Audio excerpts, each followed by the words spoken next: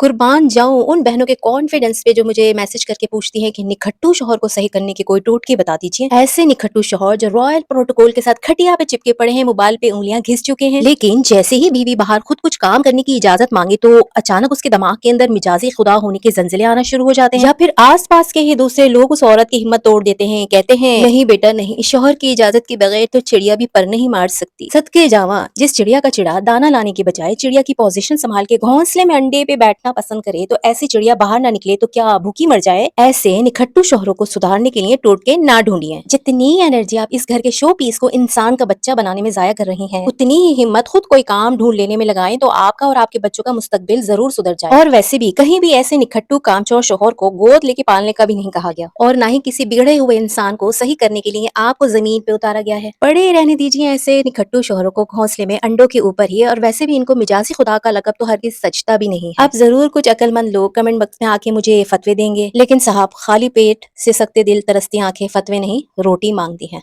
तो इजाजतों के चक्कर और ऐसे निखट्टू शौहरों को सुधारने के लिए टोटके ढूंढने के लिए अपनी जिंदगी को जाया हरगिज ना कीजिए। और वीडियो जरूर अपनी किसी ऐसी बहन या बेटी को शेयर कर दीजिए जो किसी निखट्टू शौहर की गुलामी में खुद को फंसाई बैठी हो। बात दिल को लगे तो मेरी वीडियो को लाइक और चैनल को सब्सक्राइब करते जाएं। और आप मुझे कमेंट बॉक्स में जरूर बताते जाएं कि क्या ऐसे निखट्टू खटिया से चिपके हुए शौहरों को सुधारने के टोटके सर्च करने चाहिए या खुद को बहादुर बना के आगे बढ़ने के रास्ते।